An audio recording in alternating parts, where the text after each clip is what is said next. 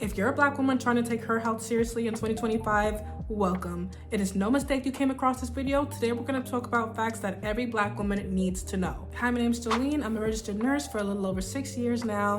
And honestly, as someone who works with a demographic that's primarily Hispanic and African American, I've noticed a lot of similar comorbidities. I feel like a lot of the health issues within our community aren't really talked about so much. Like, there's so many things that can be prevented, so many things that we need to harp on. And I'm like, you know what? I feel like it's only my responsibility to tell you guys some of this information, so let's get into it. From vitamin deficiencies to hormonal imbalances, understanding our body is the first step to taking control. A lot of Black women experience more conditions compared to other groups such as fibroids, PCOS, which is polycystic ovary syndrome, and even hormonal imbalances. And I believe that one of the reasons this is just due to a lack of awareness. Our body is constantly sending us signals, and learning to interpret them can honestly make the difference. One of the most painful, overlooked health indicators, honestly, is our menstrual cycle. Painful, heavy bleeding, that's not something that you should just deal with. They often signal underlying imbalances like estrogen dominance or iron deficiency or even inflammation. If your cycle is irregular or excessively painful or often comes with like extreme mood swings, it could be a thyroid issue, it could be a nutritional deficiency, it could be so many things. That's why it's so important for us to track our cycles and really learn the different symptoms that we go through. So when it's time for us to go to the doctor or have our checkups, we can come with this knowledge and ask them, hey, is this normal? Is this something that I should be going through?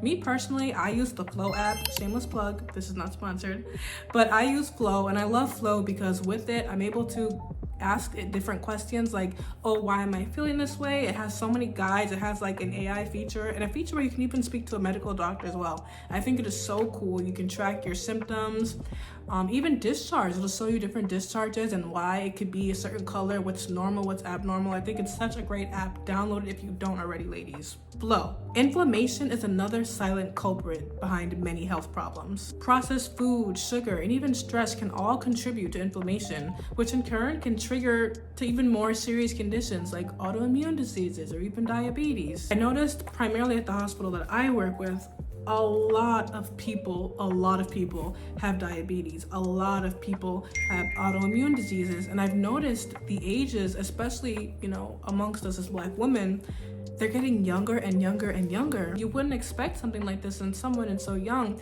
and it's so unfortunate, but again, I believe it's due to a lack of awareness. And of course, we know that medical history plays a part in it. It's a lot more deeper than just, food and stress.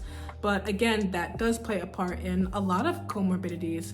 I know where I work at, it's like a corner store on every corner. There's a deli, there's a McDonald's, and the food is affordable. And a lot of people don't have the income or the money rather to buy healthy foods, so they buy what's the most affordable. They buy what's most convenient, and it's unfortunate that it is these unhealthy places. But again, at the same time, it comes to a point where we can't even allow that to be an excuse, because a lot of people in our community will be quick to drop a bag on some Louis or some Michael Kors or a Rolex, like all these materialistic things, but what are we investing when it comes to our health? So understanding the role of inflammation in your body can make you make better health choices for the long term. Now let's talk about vitamin deficiencies.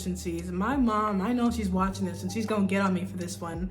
Listen, vitamin deficiencies are a hidden epidemic amongst Black women. One of the most critical deficiencies that we face is vitamin D. Listen, our melanin is powerful, it is. But because we have such high levels of melanin, it's harder for us to absorb vitamin D naturally from the sun. This deficiency is linked to a weakened immune system, increased risk for bone fractures, and even hormonal imbalances. You ever find yourself feeling really tired or probably experience a lot of colds, or you just feel really sluggish? It could be a vitamin D deficiency. Listen, I remember I went to the doctor a few years ago, and y'all, I did my labs. I'm actually due for some labs now, come to talk about it. But a few years ago, I went to get my labs done, and my vitamin D levels, you know what mine was? I'm not even gonna say what my levels were. Let's just say they were off the charts, and not in the best way either. They were so low, I was prescribed an immediate high prescription of vitamin that I'm still taking till this day. Like, it's crazy. And once I went to the doctor and he explained it to me, it made so much sense of why I was experiencing what I was experiencing. I was like, why am I just so tired all the time? Why do I always feel like this? And we're gonna talk about another deficiency that's common with us too, because that's another symptom of another deficiency that I also had, of course. And that deficiency is iron. Iron deficiency, aka anemia. Iron is another essential nutrient that a lot of us Black women lack. Low iron levels can lead to anemia, fatigue, dizziness, shortness of breath, and women who have heavier menstrual cycles, guess what? They're at a greater risk for iron deficiency because they're bleeding so much. They're losing so much of that blood, so much of that iron. Yet many years go by without understanding the root of their exhaustion, a lack of iron. And I think it was that symptom, honestly, that the doctor explained to me why I was feeling that way, because of the anemia. I thought it was the vitamin D, but I think it was because of the anemia. Listen, when I got my labs done, y'all, it's all a blur, it was so long ago. When I got my labs done, I was just so deficient in so many things. Like, it's crazy. I literally have to take like a multivitamin every day just to make sure I get all my adequate nutrients, because we're not getting everything that we need from the nature or the foods that we eat, so we have to take supplements sometimes. Again, there are foods that are rich in these things, and I would suggest that you take them. You can look that up on your own with your research, but I don't think it hurts to take a supplement as well, just to get an extra boost, especially if you're extremely deficient as is. Listen, now it's a symptom for me. If you constantly feel drained, no matter how much sleep you get, go get your labs done, sis. Stop playing. Another overlooked mineral that plays a huge role in muscle relaxation, mental health, sleep quality is magnesium. A lot of Black women experience anxiety and insomnia due to low magnesium levels. I'll have patients come in all the time, and when it's time for bed, sure enough, they'll ask the doctor for a sleeping pill because they can't sleep on their own. And listen closely, because a lot of us, we on the go, we got so much going on. This mineral is especially essential for stress management because it helps to regulate the nervous system. Our nervous system plays a role in every aspect of our health and well-being. So if you struggle with difficulty sleeping, migraines, muscle cramps, you want to get this checked out. Eating things like leafy greens, nuts and seeds, those are really full and jam-packed in magnesium, and supplements are also a great thing as well. Everything I'm saying, guys, make sure that you speak it over with your provider, your healthcare provider as well. I am a nurse giving out information, and what you do with this information at the end of the day is up to you. You are responsible for your own research. I'm not telling you what to do. I am only encouraging you to do your own research and to take your health more seriously. I'm not a doctor, so make sure everything that I'm saying you take with a grain of salt and you consult and do your own research, okay? Just gotta make that out there as a disclaimer. Next, let's talk about our hair. Okay, because one thing about us, we don't play when it comes to our hair. A lot of us focus on external healthcare routines, but we fail to realize that healthy hair, true healthy hair, starts from within. Stress, nutritional deficiencies, even hormonal imbalances all impact the growth of our hair and the health of our scalp. If your edges are thinning or your hair isn't growing as fast as it used to, the issue might be deeper than hair products. One of the biggest causes of hair loss among Black women is traction alopecia, and that is because of the constant tension amongst our hair follicles on the side. Tight braids, ponytails, and wigs might look good for now, but they can seriously weaken the hairline over time. But what's happening internally can also play a role in that as well. Last night I was scrolling on TikTok and I stumbled across a video of a Black girl. She was getting her hair done at a natural hair salon, and her hair was super long. I'm talking about Rapunzel down her back. I was like, wow, that is one healthy head of hair. Honey, was I wrong? She washed that hair, and once she blew dry it, you literally saw, I wish I took a picture of it. Her hair the length was up to here, but the damage was literally this much. So from here to here was healthy hair, and then everything else was literally just split ends. Like, you saw the thickness of the healthy hair here, but up to here was literally just thinning, just split ends. She had to literally end up cutting it all off. And a lot of us prioritize length over health, and I get it. A lot of us want length. If it were me, I would just be like, just cut it all off, I'm starting all over. But she ended up getting a bob, and the stylist told her, you're gonna have to come back so we can eventually cut more off, because that didn't really help much, because the root was a lot, to the root, really.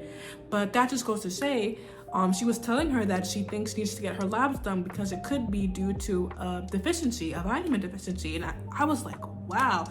Seeing that video, honestly, is one of the reasons that made me want to create this video today because, again, there's so many deficiencies that a lot of us have that because of that lack of awareness, we don't know, we don't get it checked out because we think it's just normal. We think, you know, well, my hair, it just naturally grows slow. Or in my family bloodline, we all have short hair, so, you know, it's just genetics. Like, no, sometimes it's deeper than that. Another common but overlooked issue is scalp inflammation, which can lead to dandruff and itchiness, which can in turn cause slow growth too. They do have anti-inflammatory oils like rosemary and I think it's peppermint, and eating a lot more fruits and like omega-3 fatty acids can also help with the inflammation as well.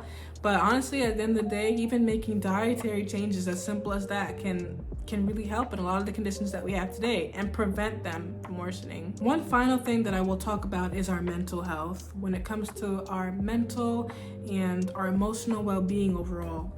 I noticed that a lot of us Black women have single parent households, might be the only provider. We have so many responsibilities, and oftentimes it feels like we have to carry the weight on our shoulders because we just have so many people looking up to us to do everything on our own. You know, that's what it feels like sometimes for a lot of us. But with a lot of these responsibilities to family pressures and societal pressures and just a lot of things that we have to do in general, it can really take a toll on us mentally and physically as well. It can lead to things such as high cortisol levels, which can in turn lead to weight gain. A lot of us in our community suffer from obesity. We do. I see it a lot where I work. It's a lot of African American women who are obese. And a lot of us, though we might not look obese in appearance, on our insides, we are very unhealthy. Very. Just because you might not be walking around with pounds of fat on you doesn't mean that you're healthy. Learning to manage stress is honestly crucial for our overall well-being. One of the best ways to regulate stress is through mindful practices like deep breathing or journaling or praying. Like for me, listen, I pray.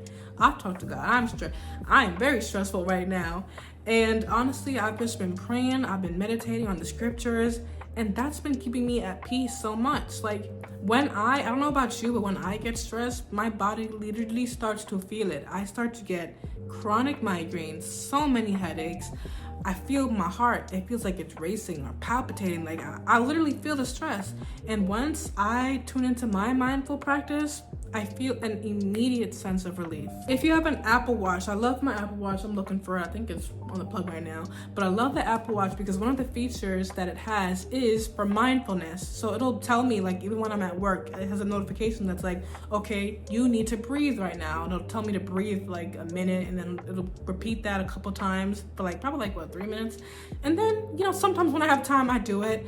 And again, I feel a difference. So you have to really just make time to think of yourself. Even if it's just 5 minutes a day, again, you need that, and your body's gonna thank you for that in the long run. Also, learn to prioritize rest. Rest is not a luxury, it is your right, okay? It's a necessity. You need rest. You can't just go all the time. You have to learn how to take a break and just rest. Sleep, your body needs it. Also, I would say surround yourself with a community of like-minded people who are there to support you. That can help a lot. I know a lot of us, especially when the seasons change, we tend to stay indoors or stay to ourselves. Or oftentimes, a lot of us find that we just have so many issues and problems that we don't want to lay it on someone else. But you can't carry that all alone, sis. That's going to take a toll on you mentally. You deserve to be at your best every single day. And your family deserves you at your best every single day. Even if it's one person that you can confide in, have that person.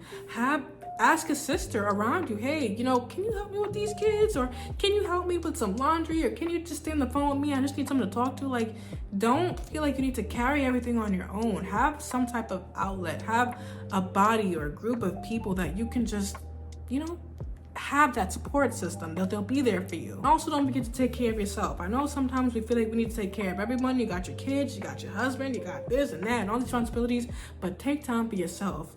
Once in a while, if you want to go to the mall and shop or get your nails done, your hair done, go to the spa, do it. You need to take care of yourself too. You deserve that. So that's the end of this video, you guys. I really hope that it was helpful. I hope that this video was the Kickstarter boost that you needed to take your health more seriously, to go to the doctor, to get your labs checked.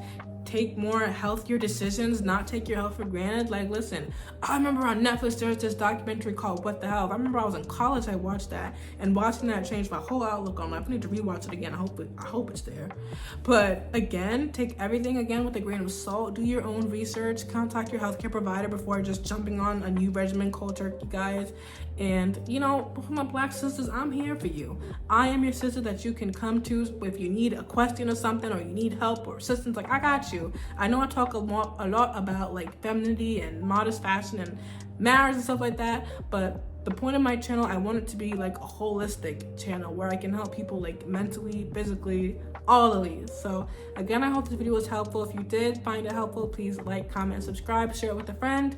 And yeah, if you have any questions, leave them below, or any other topics that you'd like me to touch on, I would love to hear it. I'm always open to more ideas. I'll see you guys in my next one. Shalom.